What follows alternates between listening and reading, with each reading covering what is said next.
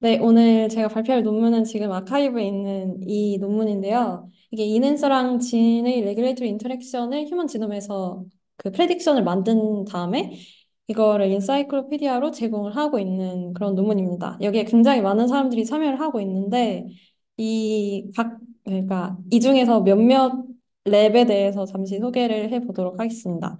일단 이 앤 그레이츠라는 분이 있는데 이분의 그 과거 논문들이나 이 랩에서 발표한 것들을 살펴봤을 때 이런 크리스퍼나 펄터베이션 데이터들에 대해서 많이 다루신 분이더라고요. 이거는 뭐 다른 논문에서 가져온 건데 이 크리스퍼에 대해서 뭐 뒤에서 설명을 드리겠지만 어쨌든 이렇게 유전자를 이니비션을 한 다음에 그 유전자 발현이 그러니까 달라지는지에 대한 그런 실험들도 많이 진행을 했고 이렇게 엔코드에 이런 식으로 데이터베이스를 만들고 있는 그런 내용입니다.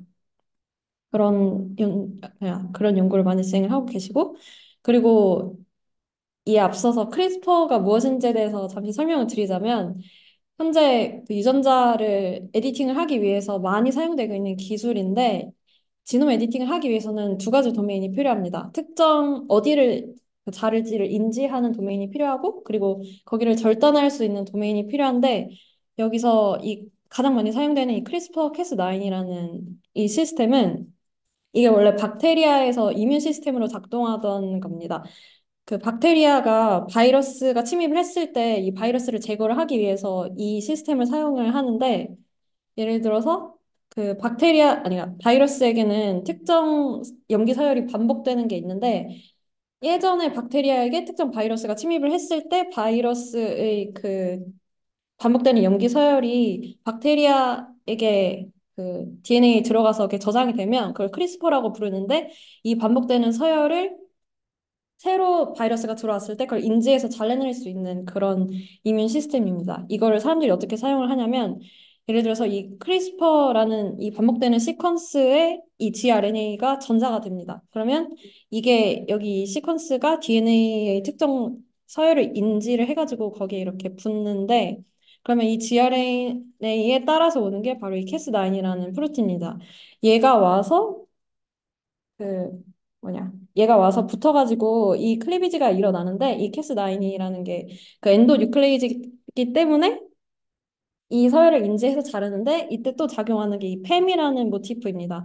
이 팸이 뭐냐면 그 이 서열이 있다고 해서 아무데나 자를 수 없기 때문에 이 팸이 이게 박테리아 건지 아니면 바이러스 건지를 나눠주는 역할을 하는데 이 팸이라는 모티프는 그 박테리아라는 그런 호스트 시스템에는 없지만 바이러스에게는 있는 그런 2에서 6 베이스 페어 정도 되는 시퀀스여서 이게 대충 이 지점에 위치를 한다고 합니다. 그래서 이것까지 인식이 되면 그러면 이 캐스9이 이렇게 그 뉴클레이즈 액티비티를 해서 여기를 잘라주는 역할을 합니다. 그러면 이 지놈이 잘 절단이 되면서 지놈의 에디팅 효과를 볼 수가 있게 됩니다.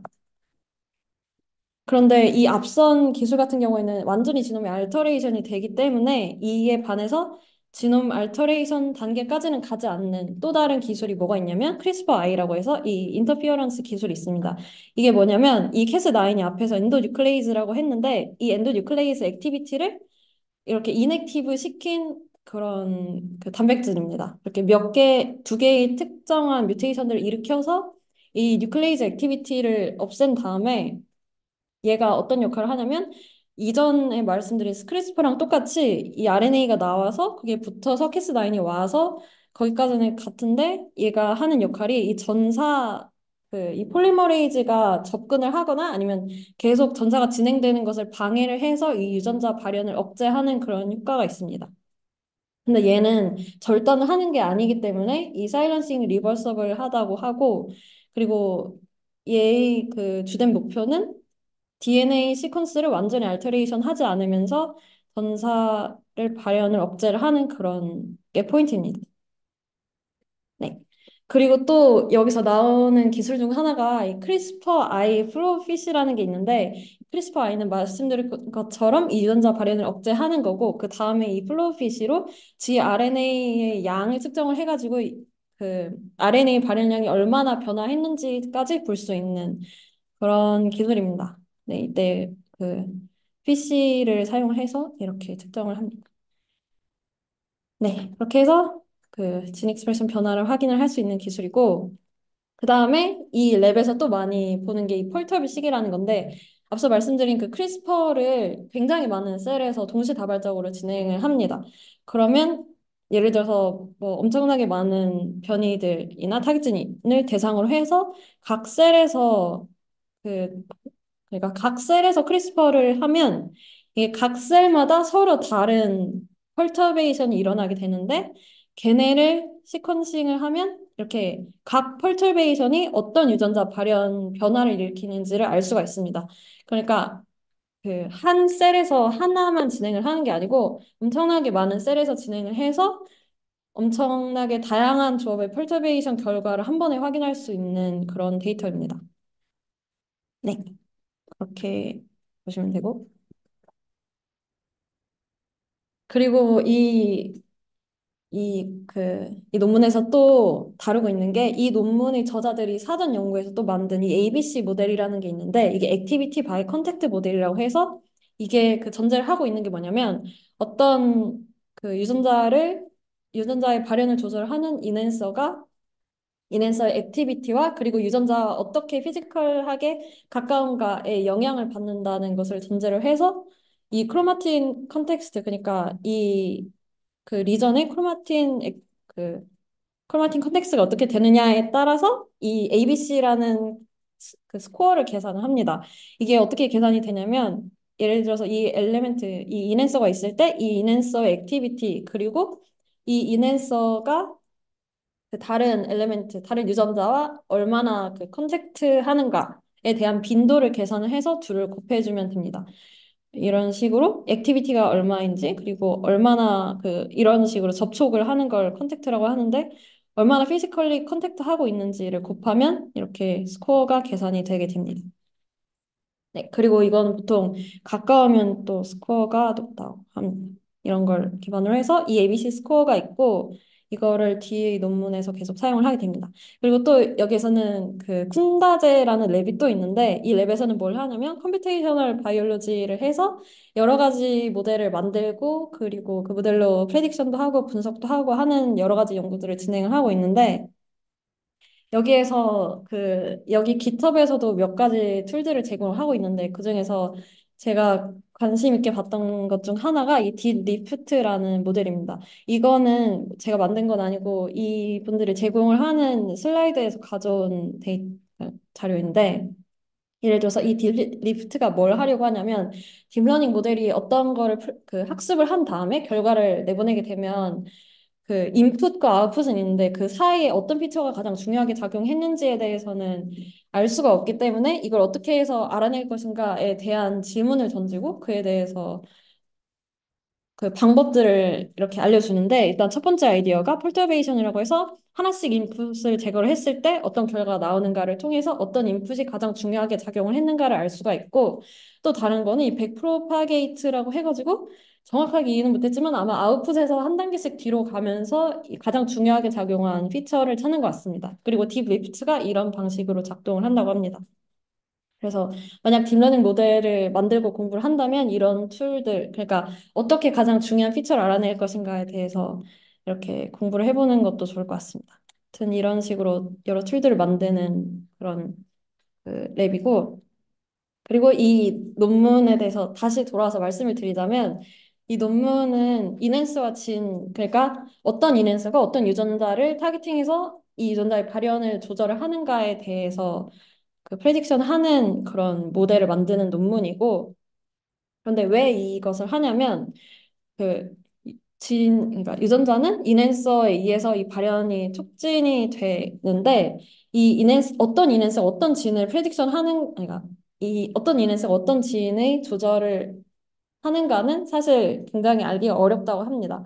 이 엔코드 프로젝트가 이 데이터를 만들기 위해서 굉장히 많은 실험들을 했는데 예를 들어서 뭐 칩식이나 뭐 히스톤 모디피케이션이나 DNA식과 같은 여러 가지 익스페리먼트들을 통해서 이 레귤레이터 엘리멘트들 그러니까 여기 안에 뭐 인핸서 프로모터가 다 포함이 되어 있는데 이 엘리멘트들을 만들어내고 그리고 이게 어떤 크로마틴 스테이트를 가지고 있고 어떤 식으로 서로 이 피지컬 컨택트를 하는지에 대한 데이터들을 생산을 해왔습니다.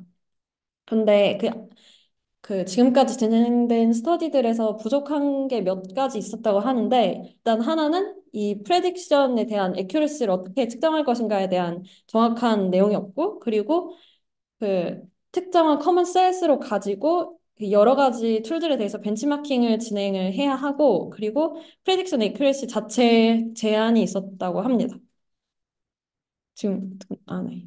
그렇다고 합니다. 그렇게 해서 이렇게 세 가지 그런 부족한 점들이 있었는데 이 논문에서는 그에 대한 보완점으로 그 벤치마킹 파이프라인을 만들어서 제공을 하고 있고, 그래서 이 논문에서 말하고자 하는 것은 큰 데이터, 그러니까 큰 셋의 제네틱 퍼터베이션 데이터가 이 그 학습과 벤치마킹이 필요하고, 그리고 어떤 시스테매틱한 그런 벤치마킹 파이프라인이 필요하다라는 그런 내용이었습니다.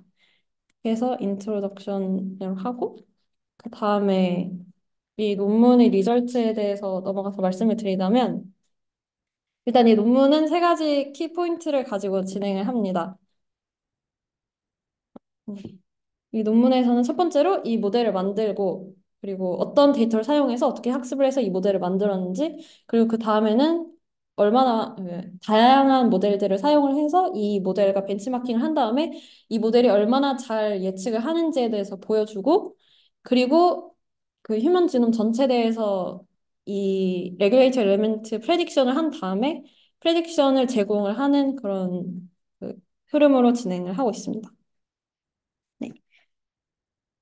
네, 그렇습니다. 그리고 네. 아, 여기서 보시면 그 학습에 사용된 데이터는 여기에 엔코드가 가지고 있는 DNA식 데이터가 있는데 그 데이터에서 계산할 수 있는 여러 가지 스코어들이 있습니다. 뭐 크로마틴 액티비티나 아니면 그 서로 어떻게 피지컬리 컨택트를 하고 있는지에 대한 피지컬 인터랙션 데이터나 이 엘레멘트가 이 지놈에서 어디에 위치하고 있는지, 예를 들어서 이게 프로모터 지역인지 제닉 지역인지 아니면 그 외의 인터제닉 지역인지 등등에 대한 그런 지노믹 피처들과 같은 이런 데이터들이 있습니다. 네, 그래서 이런 데이터들을 학습을 하고 그렇게 해서 만드는데 이런 로지스틱 리그레션 모델을 사용을 하고 있고, 여기에서 정말 잘 예측을 했는지에 대한 답안지가 필요한데, 실제 크리스퍼 데이터를 사용을 해서 펄터베이션 데이터로 답안지를 제공을 해서 얼마나 잘 맞추는지에 대한 그런 것도 제공을 하고 있습니다. 그리고 벤치마킹에서는 여기서도 마찬가지로 이 오른쪽의 세 가지 데이터가 이쪽의 답안지라고 생각을 하시면 됩니다. 크리스퍼, 그러니까 펄터베이션 데이터랑 그리고 EQTL 그리고 GWAS를 사용을 해서 이 여러 가지 모델과 비교를 해서 얼마나 잘 이 모델이 예측을 하고 있는지에 대해서 보여주고 있습니다. 그리고 그래서 시작을 하자면, 먼저 말씀을 드리자면 여기에서는 두 가지 모델을 사용을 했고, 두 가지 모델을 개발했고, 첫 번째 모델은 이 DNS식 데이터에서 계산할 수 있는 13가지 피처들을 가지고 계산을 했고, 그리고 두 번째 모델에서는 이 DNS식이나 히스톤 칩식 등등의 여러 가지 데이터들에서 47가지 피처들을 가져와서 그걸로 학습을 시킨 익스텐디드 모델이 있습니다. 여기 피처들 같은 경우에는 앞에서 보여드린 3D 컨택트나 아니면 크로마틴 액티비티 등등의 피처들이 사용이 되었고, 이걸 이용해서 리그레션 모델을 만든 다음에 그 70%의 리콜을 셀시홀드로 해서 이 모델의 그 프리시전을 계산했습니다. 이 리콜이랑 프리시전에 대해서는 뒤에서 더 소개를 드리겠습니다. 그렇게 해서 이런 식으로 그 스코어를 계산해서 예시를 보면 이 왼쪽에 있는 것들이 그러니까 셀 라인이고 서로 다른 셀 타입이라고 생각을 하시면 됩니다. 그래서 여기에서 이게 그 모델이고 이게 익스텐디드 모델, 그리고 이 아래에 있는 것들이 그 실제 펑셔널 데이터들인데, 여기서 보시면 이 크리스퍼에서 계산한 이 인터랙션이랑 이 모델이 계산한 거랑 꽤 비슷하게 나오는 것을 보실 수가 있습니다. 이게 그냥 간단한 예시였고요. 그리고 다음에 이 모델이랑 다른 모델들이랑 비교를 해서 이제 벤치마킹을 할 건데 이때 세 가지 종류의 모델들을 사용을 합니다. 첫 번째는 앞에서 소개드린 ABC 모델. 이게 또 네, 이게 그 액티비티 컨택트 모델이고 그리고 두 번째는 다양한 머신러닝 모델들을 가져왔고 그리고 다른 종류의 컴패리즌으로는 뭐 제너럴하게 그 레귤레이터 엘리멘트 그러니까 엘리멘트와 엘리멘트 간의 인터랙션의 베이스라인으로 사용될 만한 그런 데이터들을 가져왔습니다. 예를 들어서 뭐 엘리멘트랑 가장 가까운 유전자나 그 TSS 사이트라던가 루프가 있는 엘리멘트들이라던가 그런 식으로 그런 베이스라인 데이터들을 가져왔고 그리고 여기서 이제 벤치마킹에서 답안지로 사용할 이 크리스퍼 퍼터베이션 데이터랑 EQTL, GWAS 등등이 있습니다. 네, 그리고 여기서 나온 이 EQTL이 뭔지에 대해서 잠시 설명을 드리자면 EQTL은 Expression Quantitative Tail Lossi라고 해서 이 특정 로사이에 대해서 이 특정 로사이가 유전자 발현 익스프레션 페노타입에 영향을 미치는가, 얼마나 영향을 미치는가에 대해서 이렇게 정량을 해서 볼 수 있는 방식입니다. 예를 들어서 특정 로사이에 뭐 알릴이 AA일 수도 있고 AB, BB일 수도 있는데 그에 따라서 유전자의 발현량이 어떻게 변하는지를 볼 수 있는 거고 그래서 EQTL 변이라고 이 논문에서 사용을 하자면 이 로사의 변이가 생겼는데 이 유전자 발현량이 실제로 어느 정도 비율, 어느 정도 퍼센트, 어느 정도 양으로 변했다라고 하는 그런 변이들을 그런 답안지로 사용을 하는 겁니다. 네. 그렇게 해서 실제 그 결과들을 확인해 보면 일단 이 프리시전이랑 리콜이라는 값들을 지표로 사용을 했는데 각각이 뭐냐면 여기서 그 답안지를 이 모델이 맞출 수도 있고 못 맞출 수도 있는데 이거를 또 네 가지 경우로 맞추자면 거짓된 것을 참이라고 말할 수도 있고 그걸 거짓이라고 맞출 수도 있고 그리고 참인 것을 참이라고 맞출 수도 있고 참인 것을 거짓이라고 잘못 말할 수 있는데 이렇게 네 가지의 실제 값과 프레딕션 값에 대해서 네 가지의 경우가 나올 수가 있는데 이때 프리시저는 실제 결과들 중에서 내가 참이라고 맞춘 것들. 그러니까 이게 레귤레이터리 엘리멘트, 이게 레귤레이터리 베리언트라고 맞춘 비율을 프리시전이라고 합니다. 그리고 리콜은 프레딕티드 리절트 중에서 내가 참이라고 맞춘 것들, 이게 레귤레이터리라고 맞춘 비율을 리콜이라고 합니다. 각각은 1에 가까울수록 모델이 잘 성능을 한 거고, 네, 그렇습니다. 그래서 이 프리시전이랑 리콜을 X랑 Y축으로 두고 이 두 값이 그 밸런스가 맞아야 되는데 여기서 보시면 한쪽이 높으면 다른 한쪽이 낮은데 이 둘이 어느 정도 밸런스를 맞추면서 둘 다 값이 높은 그런 지점을 이 논문에서는 한 70% 정도로 찍고 보고 있습니다. 이 리콜이 한 70 정도일 때 보면 이 엔코드 RE2G 이 논문의 모델이 가장 성능이 좋다라는 것을 밝히고 있습니다. 여기서 답안지를 사용한 건 크리스퍼 데이터고요.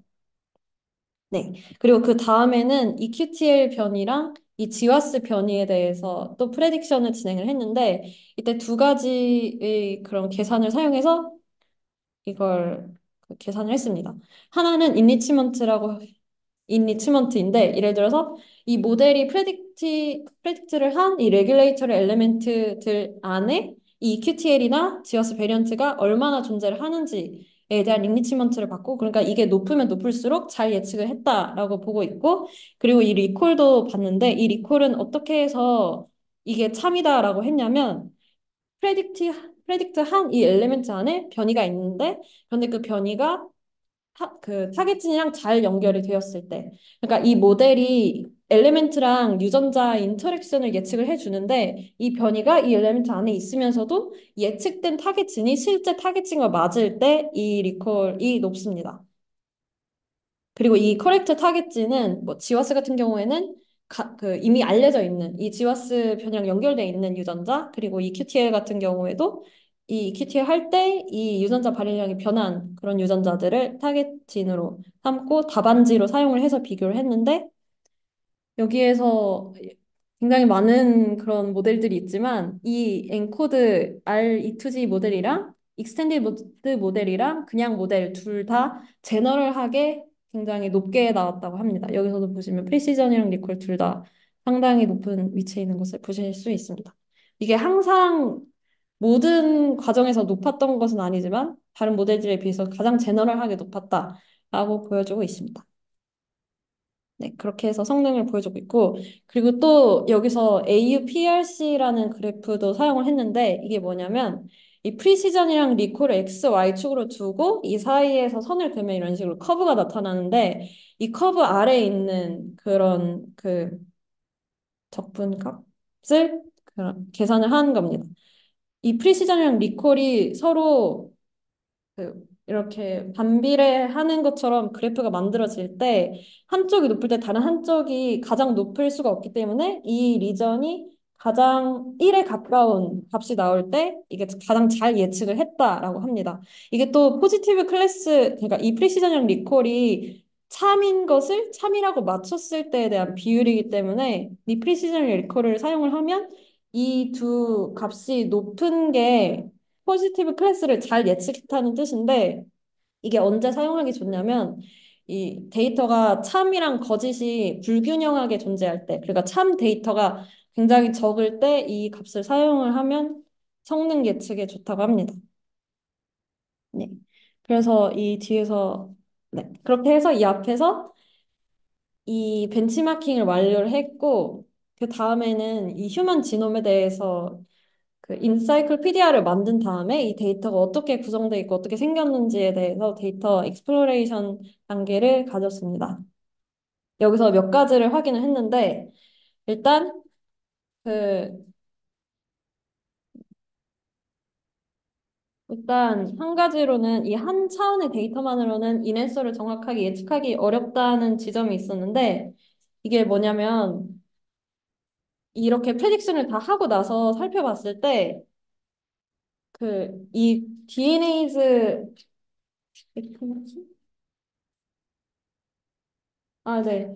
이 대부분의 인앤서들이 액티브한 크로마틴 마크에 있었는데, 그러니까 이 레귤레이터 엘리멘트이면 다른 엘리멘트, 그러니까 레귤레이터 엘리멘트가 아닌 엘리멘트들보다는 액티브한 크로마틴 마크가 그 레벨이 높았는데, 그런데 모든 레귤레이터 엘리멘트가 다 그게 높았던 것은 아니었습니다. 그러니까 저희가 상상을 하기로는 레귤레이터 엘리멘트면 당연히 크로마틴 액티비티도 높을 거라고 생각을 했는데 그렇지 않은 데이터도 있었다는 뜻입니다. 그게 한 16% 정도가 오히려 그 전체적인 미디안보다 더 낮은 값으로 존재를 했습니다. 이때 사용을 한 게 DNase-6 스코어를 가지고 사용을 했는데 그러니까 만약에 DNase-6 하나만 가지고 이 레귤레이터 엘리멘트를 예측을 하려고 했다면 놓치는 게 한 16% 정도 존재를 한다는 뜻입니다. 왜냐하면 그 16%는 미디안보다 오히려 낮은 값을 가졌으니까 그렇게 예측을 하기 어렵다고 생각을 하게 되겠습니다. 이 논문에서는 왜 이런 엘리멘트들은 그 다른 엘리멘트들에 비해서 이렇게 액티비티가 낮은가를 생각을 해봤을 때 이 엘리멘트들은 이미 프로모터와 굉장히 가깝기 때문에 액티비티가 높지 않아도 충분할 것이다 라고 주장을 하고 있습니다.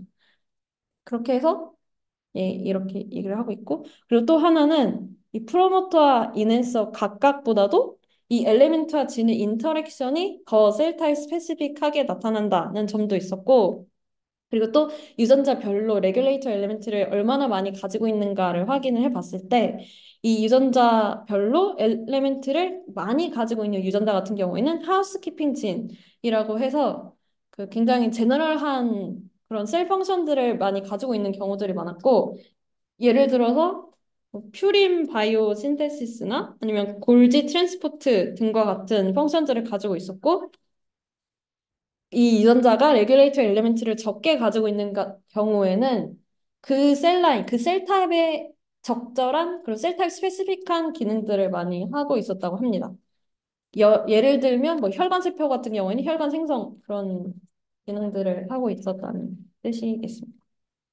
네, 그렇게 해서 됐고 그리고 그 다음에는 이 엔코드 모델이랑 이 팝스 스코어라는 것을 사용을 해서 타겟진을 예측을 하는 그런 작업을 했는데 이 팝스 스코어라는 게 뭐냐면 폴리제닉 프라이어리티 스코어라고 해서 지와스에서 가져온 이 진 레벨로 그, 이 유전자가 뭐 이 페노타입, 이 트레이트랑 얼마나 연관성이 높은가를 프라이오리타이제이션 한 스코어가 있는데 이 스코어를 사용을 해서 타깃진을 예측을 한 그런 결과랑 이 엔코드 모델로 예측을 한 거, 그리고 둘을 합쳤을 때 이렇게 세 가지 결과를 비교를 하는데 각각보다도 여기서 보시면 이 모델만 사용했을 때랑 이 팝스 스코어만 사용했을 때보다도 이 둘을 함께 사용했을 때 더 결과가 좋았다고 합니다. 이때 어떻게 교집합을 사용을 했냐면 이 모델에서 인코드 모델에서 가장 스코어가 높았던 유전자들이랑 이 팝스 스코어가 높았던 유전자들의 교집합으로 골라서 이렇게 비교를 한 결과입니다. 그렇게 했을 때 타겟진 예측을 가장 잘 했다라고 합니다. 네.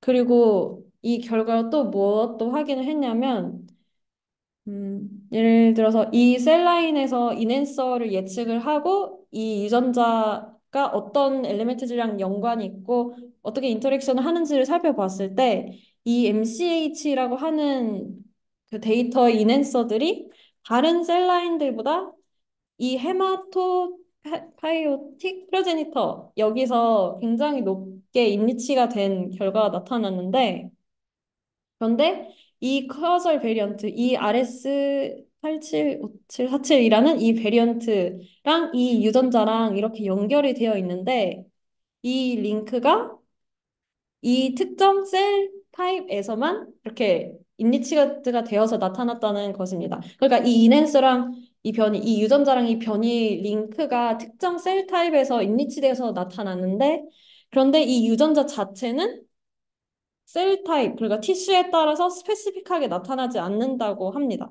이게 이 논문에서는 꽤 흥미로운 포인트였던 게 이 유전자는 셀 타입 스페시픽하게 익스프레션이 나타나지 않는데 이 유전자랑 인핸서와의 인터랙션은 셀 타입 스페시픽하게 나타나는 그러한 차이들도 있었습니다. 네, 그래서 이는 인터랙션이 더 셀 타입 스페시픽하다라고 하는 그런 결과도 있었고, 네. 그리고 제가 시간이 부족할까 봐 조금 말을 빨리 했는데 제 말이 너무 빠르면 말씀해 주시면 감사하겠습니다.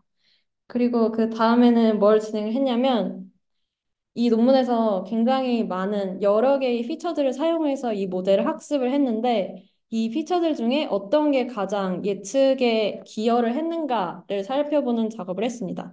만약에 기여를 많이 했다면 그 피처가 이 레귤레이터 엘리멘트랑 연관성이 상당히 높다는 그런 결과가 되겠습니다.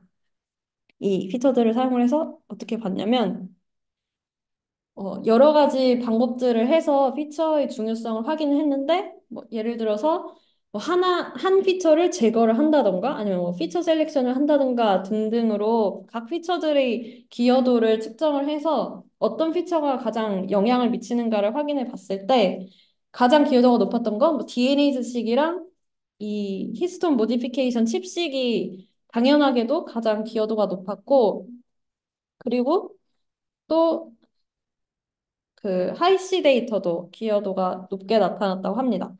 이 데이터들이 그렇고 그런데 한 가지 예상을 못했던 점이 이 메이저 피처들 외에도 기여도가 있었던 이 피처들이 뭐가 있냐면 프로모터 클래스랑 인핸서 간의 인터랙션이 있었는데 이 프로모터 클래스 같은 경우에는 세 가지의 그 포인트들이 있었습니다. 예를 들어서 이 프로모터가 유비쿼터스하게 익스프레션이 되는지 셀 타입 간에 뭐 유비쿼터스하게 그러니까 여러 셀 타입에서 똑같이 익스프레션이 되는지 그리고 또는 디스털한 인핸서에게 센시티브하게 작용을 하는지 그리고 또 이 유전자의 주변 이 시퀀스들이 셀 타입에 따라서 하일리 코릴레이티드 되어 있는지, 그러니까 굉장히 비슷하게 나타나는지 등과 같은 이렇게 세 가지 포인트들을 피처로 사용을 해서 봤는데, 이때 이 세 가지에 해당을 하면 할수록 디스털한 엘리멘트의 그러니까 디스털한 엘리멘트를 가질 가능성이 더 낮다라는 것을 예측을 했다고 합니다. 그런 점들이 이 논문에서도 꽤 신기했었고, 네. 그렇고, 그리고 또 마지막으로 이 논문에서 본 게 뭐냐면, 이 인앤서가 그 인해서 혼자 인디펜던트하게 액티비티를 하고 영향을 미치는 게 아니고 시너제틱한 그런 영향도 가질 수 있다는 것이었습니다. 그러니까 근처 인핸서들이 액티비티를 가지고 있을 때 특정 인핸서가 그 시너지를 받으면서 슈퍼 에디티브하게 인핸서 액티비티를 작용을 하는 그러한 패턴들도 많이 관찰이 되었다고 합니다. 그래서 인핸서와 인핸서 간의 인터랙션도 이렇게 중요한 피처로 작용을 하는 것도 이 논문에서는 주장을 하고 있습니다. 네. 그리고 디스커션에 대해서 얘기를 하자면 이 논문에서는 이렇게 그 여러 가지 피처들을 사용을 해서 모델 학습을 하고 그리고 이 학습한 거를 시스테매틱하게 이미 그 익스페리먼트 컬티베이션 익스페리먼트로 정립이 된 데이터를 가지고 답안지로 사용을 해서 얼마나 예측을 잘하는지 다른 툴들과 벤치마킹을 했고 그리고 또 지와스나 등등의 여러 가지 답안지 베리언트들을 가지고 다른 모델과 비교를 해서 얼마나 잘 예측을 하는지도 확인을 하고 그리고 어떤 피처들이 이 모델의 예측력을 높이는 데 기여를 했는가도 확인을 했습니다. 그렇게 했고 네, 그렇게 디스커션을 마무리하고 그래서 이 논문을 제 연구에 어떻게 사용을 할 것인가에 대해서도 몇 가지 나이브하게 생각을 해봤는데 일단 이 논문에서 인앤서 간 인터랙션이 중요하게 기여를 했다고 하는데 제가 지금 연구하고 있는 시어스 같은 경우에는 5가지 피처를 사용을 하는데 그중 하나가 인앤서와 같은 레귤레이터리 엘리멘트인데 이 엘레멘트는 한 가지 피처에만 들어가기 때문에 각 인앤서가 그 한 테스트에 딱 하나씩 들어가는 그런 조합이 생깁니다. 그러니까 여러 가지 인앤서들이 조합을 해서 나타나는 그런 테스트가 아니고 한 테스트마다 한 인앤서만 들어가기 때문에 인앤서와 인앤서 간의 인터랙션을 고려할 수 있는 모델을 만들면 좋겠다라는 생각을 했고 그리고 이 메소드가 굉장히 자세하게 적혀 있어서 뭐 칩식이나 뭐 CTCF 컨택트나 아니면 뭐 하이시 등등과 같은 여러 가지 데이터들에 대해서 어떻게 처리를 했는지 굉장히 자세하게 다 제공을 하고 있기 때문에 이거를 공부를 했을 때 추후에 딥러닝 모델을 만들 때 이 데이터들을 처리하는 방법을 참고하면 좋을 것 같습니다. 네. 그리고 이 프레딕션 스코어 자체도 시어스나 딥러닝 모델들의 인풋 피처로 사용을 하면 좋을 것 같고 그리고 이 논문에서는 그 로지스틱 리그레이션 클래시파이어를 썼는데 이게 머신러닝이긴 한데 딥러닝은 아니라고 합니다. 딥러닝에서는 그 네트워크가 이 안에 히든 네트워크가 있어서 인풋과 아웃풋이 있으면 그 안에 있는 레이어들이 있는데 이 논문에서는 딥러닝까지 분류가 되지는 않는 로지스틱 리그레이션 클래시파이어를 사용을 해서 만약에 딥러닝으로 이 피처들을 학습을 시켰을 때는 어떤 점이 나올까도 생각을 해보면 좋을 것 같고 그리고 앞에서 말씀드린 이 딥 리프트라는 거를 사용을 해서 어떤 피처들이 중요한가에 대해서 또 밝혀내면 좋을 것 같습니다. 네, 그리고 사실 아직 발표가 안 끝났는데 정말 이 뒤에서는 후다닥 넘어가자면 이 뒷부분은 그냥 제가 발표하다가 준비한 여담 같은 건데요. 일단 이 스코어는 이런 식으로 엔코드 그 프로젝트 사이트에서 제공을 하고 있고 각 바이오 샘플, 이 여기서 바이오 샘플을 352개를 썼는데 이 샘플에 대한 프레딕션들을 다 제공을 하고 있습니다. 그렇게 해서 가서 다운만 받아서 사용하시면 되고 그리고 이 엔코드에 대해서 살펴보다가 지금 이 엔코드 페이지 4인데 이 엔코드 페이지에 들어가시면 이 엔코드에서 어떤 사람들이 어떤 논문 그러니까 어떤 프로젝트 주제에 대해서 그랜트를 받고 있는지를 다 확인을 할 수가 있습니다. 굉장히 다양한 주제들이 있는데 크게는 이렇게 그 매핑하는 데이터들이 있고 여기서도 아마 그 낯이 익은 이름들을 많이 보실 것 같은데, 그리고 뭐 여러 가지가 있는데, 여기에서는 뭐 이런 에피제노믹이나 뭐 딥러닝 논문들 등에서 굉장히 많이 등장하는 이 신저리 분이나 아니면 비셀, 페나키오 등등의 여러 가지 유명한 사람들이 있는데, 근데 여기서 이 그랜트에 들어가서 확인을 해 보시면 각 프로젝트가 어떤 프로젝트를 하고 있는지, 어떤 논문을 퍼블리케이션을 했는지도 확인을 해 볼 수가 있어서 만약 관심 있으신 분은 여기 들어가서 각 프로젝트에 대해서 어떻게 설명했는지도 보시면 좋을 것 같습니다. 네, 그리고 여기 사이트에 보면 이런 식으로 그 휴먼이나 마우스에 대해서 레귤레이터 엘리멘트 데이터들을 굉장히 다양하게 제공하고 있어서 이 데이터도 가져가서 쓰면 좋을 것 같고 이게 데이터도 많고 셀 타입도 되게 다양하게 있더라고요. 네. 그리고 어, 네, 그렇습니다. 여기서 일단 마무리를 하겠습니다. 혹시 질문 있으시면 뭐든 주시면 감사하겠습니다. 네. 아, 제가 끌게요. 잠시만요. 네. 혹시 그 발표 중간에 그 특정 인터랙션이 셀 타입 스페시픽한데 익스프레션 자체는 셀 타입 스페시픽하지 않았다라는 얘기가 있었는데요. 네. 그 결과가 흥미로운 결과인지 아니면 이 인터랙션은 그냥 잘못 측정되었다라고 생각해야 되는지 제가 좀 의문이 들었어요. 왜냐면 네. 인앤서 자체가 사실 진 익스프레션을 이제 증가시키는 역할을 하잖아요. 네. 그런 점에서 뭔가 익스프레션이 변하지 않았다면 그럼 이 인터랙션은 무엇을 위한 인터랙션이 이루어지는 건지 그리고 이 진이랑은 어떻게 쌍이 맞춰지는 건지 그런 결과들을 좀 이해하기 어렵다고 생각했는데 혹시 이 부분은 어떻게 생각하시는지 궁금합니다. 사실 저도 이게 잘 이해가 안 됐는데 이 논문에서 그거에 대해서 이게 자세하게 설명을 하고 있지는 않더라고요.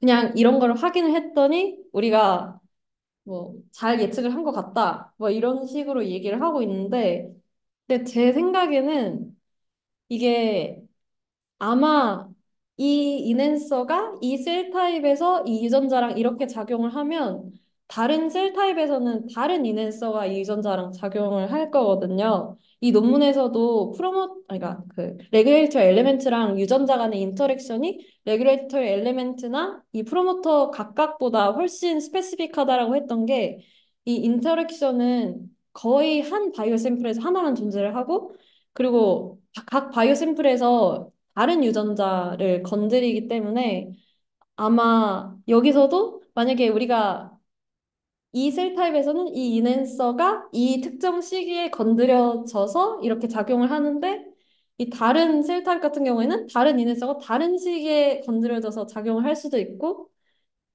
네, 아마 그렇게 작용하지 않을까 싶습니다. 뭔가 아직 이 유전자에 대해서 잘 모르는 그런 바이올로지컬 패스가 있지 않을지 네, 생각을 하고 있습니다.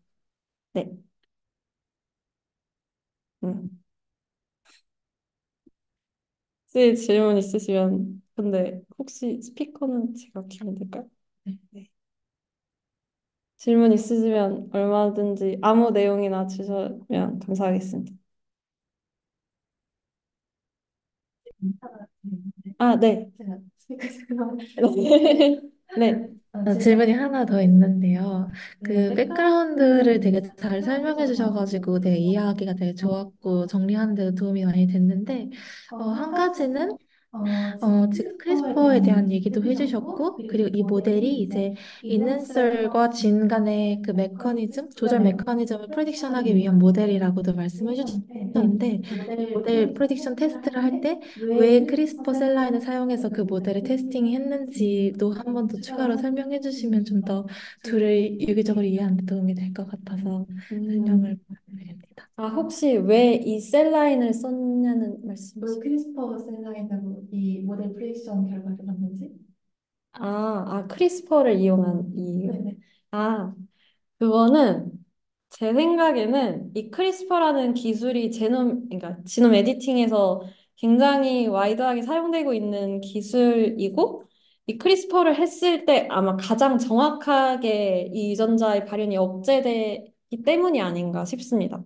그래서 매시브하게 패러렐하게 여러 셀들에게서 다양한 유전자들을 넉아웃 시킨 데이터를 그 크리스퍼를 가장 정확한, 가장 커먼한 셋이라고 생각을 하기 때문에 그 데이터를 사용을 한 것 같습니다.